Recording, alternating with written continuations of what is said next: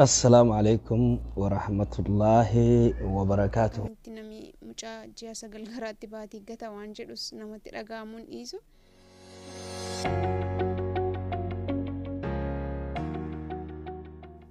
Haay, assalamu alaikum warahmatullahi wabarakatuh. Hordoftoonni Sinaaf Tube baga nagaan dhuftanii. Namoonni reefu gara channel kanaa dhuftan anaa dhufu subscribe yoo gootan mallattoo bilbilaa cinaa mul'attu sana yoo tuqxanii yeroo hunda viidiyoon isiniif hojjedhu isin bira akka ga'u ta'a jechuudha. Har'a viidiyoo baay'ee na gaddisiisee tokko waan natti fakkaate irraa haasa'uuf fedheetiin dhufee jechuudha. Achumaan sheerii maaf isiniif hin goone jedheeti garuma viidiyootti isin dabarsa. Waan ajaa'ibaa, waan nama naasisu, namaas gammachiisu.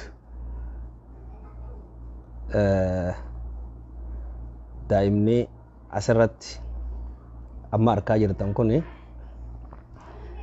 daa'imni kuni daa'ima yoo akkamte ji'a lama bira hotuu miti. Daa'ima kana magaalaa Riyaad ganda Manfuwaa jedhamu keessatti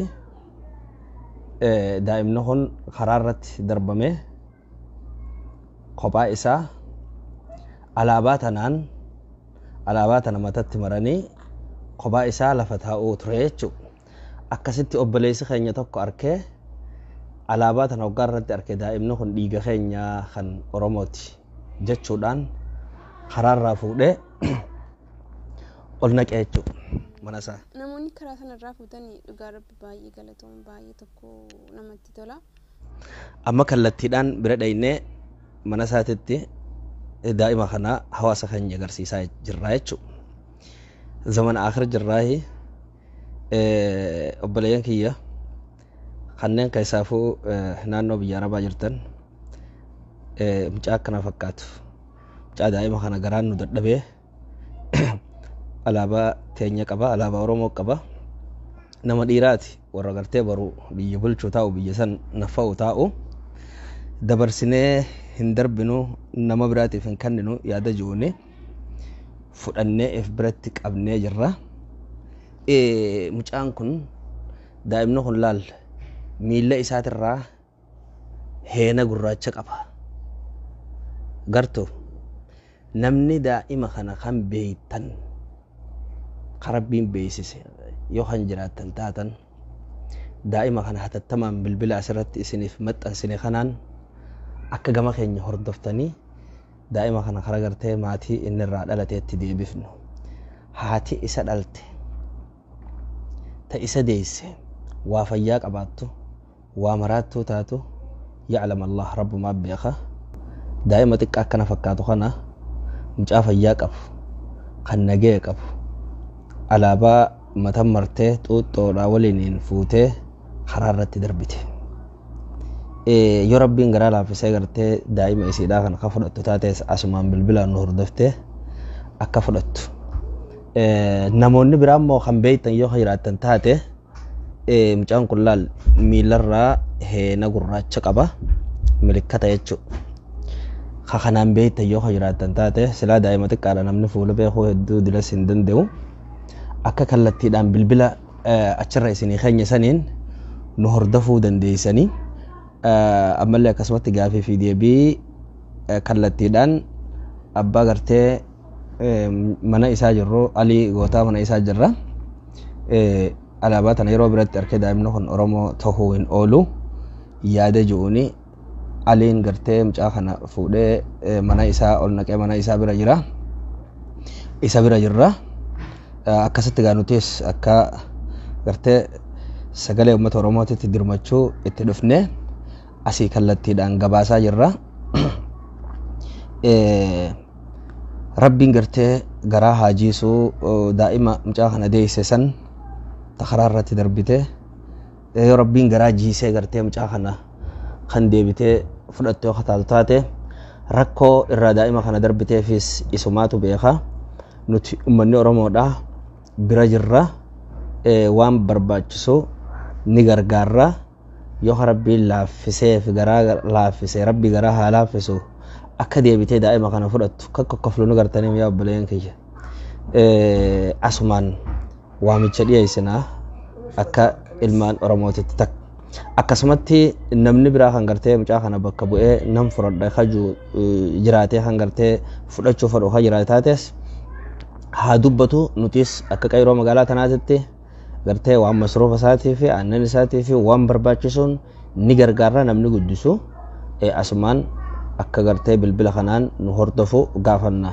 Hangasitti nutilleen fuunee bakka gartee daa'ima olmee daa'imanii geessinee achitti aannan isaatii fi affaataa isaatis keeshaa keenya walitti baafnee daa'ima kana waan isa barbaachisu gargaaruudhaaf qophiidha. Isinilleen akkasumatti hawaasni keenya gama bilbila gartee asitti isiniif maxxansine kanaan kallattiidhaan hordofuu daa'ima kana ni dandeessan jenna.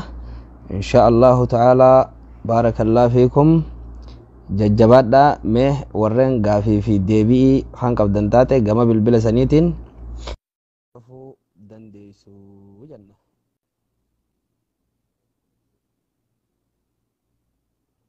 Bilbilli isinii maxxanfamee jira.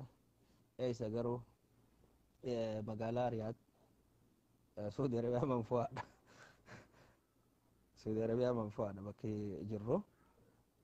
Mee akkasumatti obboleessa keenya Aliinis as jira.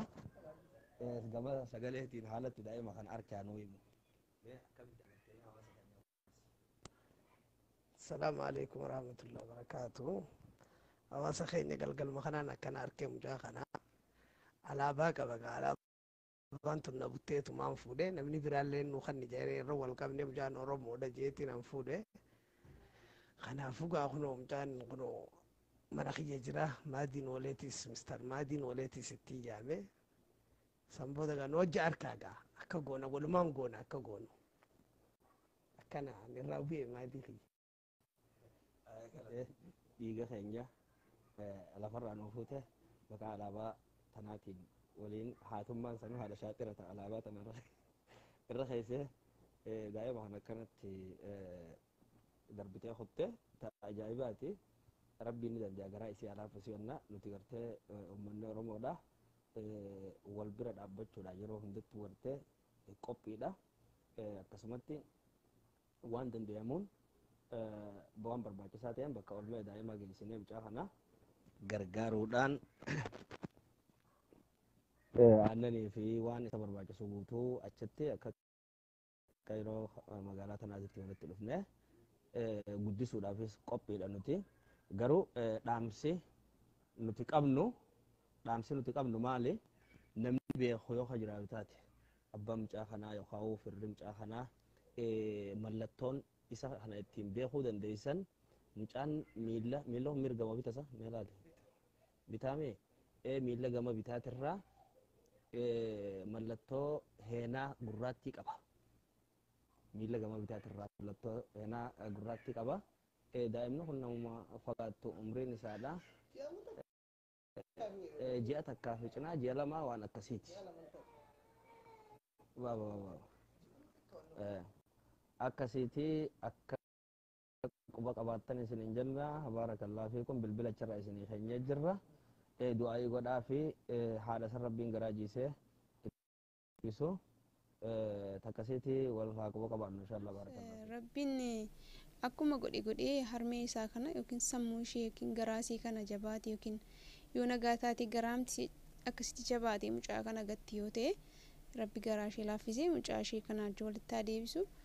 Yoo tarii dhibamtee immoo dhibeedhaan kan ka'e mucaa kana gatti ta'es immoo dhibee kanarraa rabbisee fayyisee mucaa kana wajjin akka walitti deebisu kanuman rabbiin kadhadha. Wanta nu hordoftaniif galatooma. Yeroo biraa viidiyoo biroon hanga walitti deebinu. Bye bye.